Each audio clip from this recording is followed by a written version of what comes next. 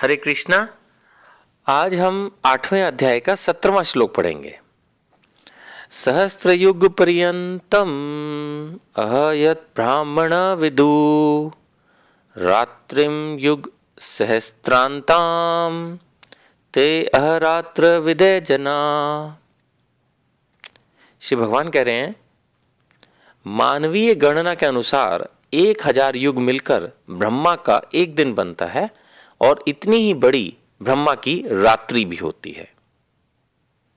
इसके अगले श्लोक में भगवान बता रहे हैं कि ब्रह्मा के दिन के शुभारंभ में सारे जीव अव्यक्त अवस्था से व्यक्त होते हैं और फिर जब रात्रि होती है तो वे पुनः अव्यक्त में विलीन हो जाते हैं। इस श्लोक का पर्पट प्रभुपाद जी ने बहुत सुंदर और क्लियर लिखा है, इसलिए मैं इसको एज इट इज ही पढ़ रहा हूं। श्रील प्रभुपाद की जय। प्रभुपाद जी लिख रहे हैं 8वें अध्याय के 17वें श्लोक के तात्पर्य में, जिसमें भगवान ने बताया कि 1000 युग मिलकर ब्रह्मा का एक दिन बनता है और रात्रि भी इतनी ही बड़ी होती है। तो इस बारे में प्रभुपाद जी अपने पर्पट में तात्पर्य में बता रहे हैं कि भौतिक ब्रह्मांड की अवधि सीमित है, लिमिटेड है। यह कल्पों के चक्र रूप में प्रकट होती है। कल्प के रूप में जो है प्रकट हो रही है, जो यहां पर लाइफ है, जो यहां पर टोटल एक तरह से जो भी इस जगत की प्रेजेंस है। यह कल्प ब्रह्मा का एक दिन है जिसमें चतुर्युग, सत्ययुग, त्रेता युग, द्वापर युग और कलयुग, इसके 1000 चक्र होते हैं। यानी यहां पर प्रभुपाद जी ने बताया कि एक दिन में, ब्रह्मा जी के एक दिन में हमारे जो ये चारों युग हैं ये 1000 बार घूम जाते हैं, चक्र।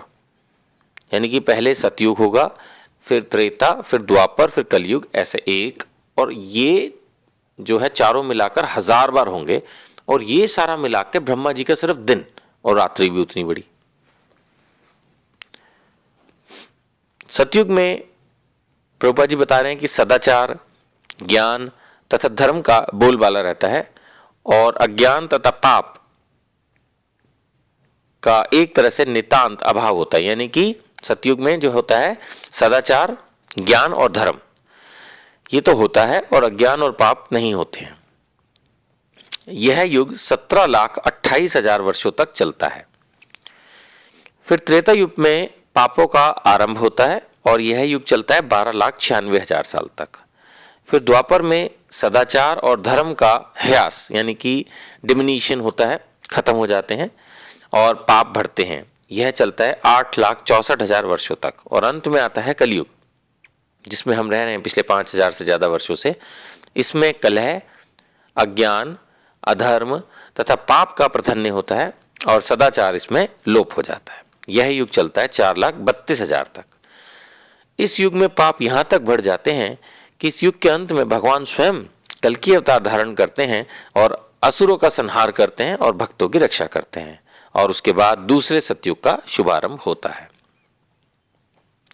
प्रभुपाद जी लिख रहे हैं कि इस तरह यह क्रिया निरंतर चलती रहती है। ये चारों युग 1000 चक्र कर लेने पर ब्रह्मा के एक दिन के इक्वल होते हैं। इतनी ही वर्षों की उनकी एक रात्रि होती है और ब्रह्मा ऐसे 100 वर्ष जीवित रहते हैं और बाद में उनकी भी मृत्यु हो जाती है। ब्रह्मा के ये 100 वर्ष गणना के अनुसार पृथ्वी के 3,11,000 अरब साल के इक्वल है। प्रभुपाद जी कह रहे हैं, इस गणना से ब्रह्मा की आयु अत्यंत विचित्र तथा न समाप्त होने वाली लगती है, किंतु नित्यता की दृष्टि यानी कि इटर्निटी, परमानेंसी की दृष्टि से, उस एंगल से अगर हम देखें तो यह बिजली की चमक जैसी अल्प है। जहां कारण सागर है, जहां पर महाविष्णु के नॉस्ट्रल्स एंड स्किन पोर्स से असंख्य जगत निकलते रहते हैं और हर जगत को क्रिएट करते हैं ब्रह्मा जी। तो प्रभुपाद जी लिख रहे हैं कि वहां पर ये एक पानी के बुलबुले के समान प्रकट होते और लोप होते दिखते हैं। यानी उस सागर में जहां महाविष्णु हैं और जहां ये असंख्य जगत उत्पन्न हो रहे हैं, प्रकट हो रहे हैं और साथ में विलीन हो रहे हैं महाविष्णु में, वहां पर ये जगत के मालिक ब्रह्मा जी एक बुलबुले के समान प्रकट होते हैं और विलुप्त होते रहते हैं। यानी इतने हैं कि लगातार लगातार सबका बर्थ हो रहा है और लगातार सबकी डेथ हो रही है। एक ऐसे ब्रह्मा जी की बात कर रहे हैं जिनकी एज है 3,11,000 अरब साल। प्रभुपाद जी आगे बता रहे हैं कि ब्रह्मा तथा उनकी सृष्टि भौतिक ब्रह्मांड के अंग हैं, फलस्वरूप निरंतर परिवर्तित होते रहते हैं।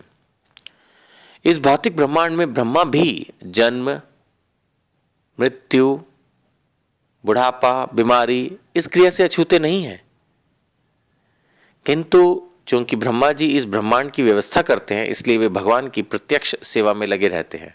फलस्वरूप उन्हें तुरंत मुक्ति प्राप्त हो जाती है। यहां तक कि सिद्ध सन्यासियों को भी ब्रह्मलोक भेजा जाता है, जो इस ब्रह्मांड का सर्वोच्च लोक है। किंतु कालक्रम से ब्रह्मा तथा ब्रह्मलोक के सारे वासी प्रकृति के नियमानुसार मरणशील होते हैं। यानी हमें इस बात को समझना होगा कि ब्रह्मा जी जो सभी देवताओं के भी देवता हैं, जिनकी एज करोड़ों अरबों साल नहीं है, उससे भी करोड़ों करोड़ों गुना साल है, उनकी भी डेथ होती है।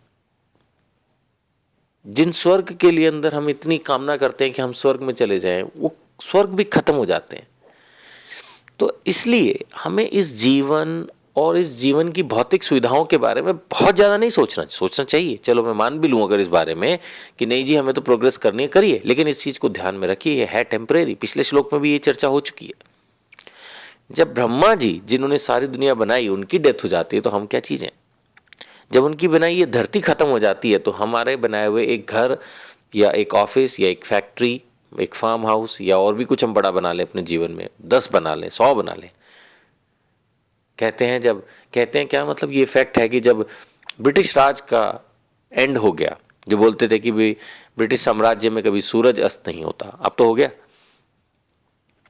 तो हम क्या कर लेंगे। ये बातें हमें, हो सकता है कि आप कहेंगे ये सब बातें हम क्यों कर रहे हैं, ये बातें तो हमें डीमोरलाइज करती हैं। एक्चुअली ये डीमोरलाइज करने की इंटेंशन मेरी तो नहीं है, कम से कम ये सिर्फ हमें ये बताने के लिए है कि हम कितना भी लाइफ में प्रोग्रेस करने, एक दिन सब कुछ खत्म हो जाना है, हमने सब कुछ छोड़ के चले जाना है, तो उस पर बहुत ज़्यादा फोकस करने की ज़रूरत नहीं है। हमें चाहिए कि वो सब करें जितना ज़रूरी हो। अगर आप उससे ज़्यादा भी करना चाहते हैं तो भी चलो ठीक है, लेकिन अगर at the cost of Krishna consciousness कर रहे हैं, मतलब भक्ति करनी ही नहीं, सिर्फ पैसा कमाना है, पैसा ही भगवान है, अगर आप इस तरह की थिंकिंग के साथ चल रहे हैं, देन आप समझ लीजिए कि you are on the wrong path.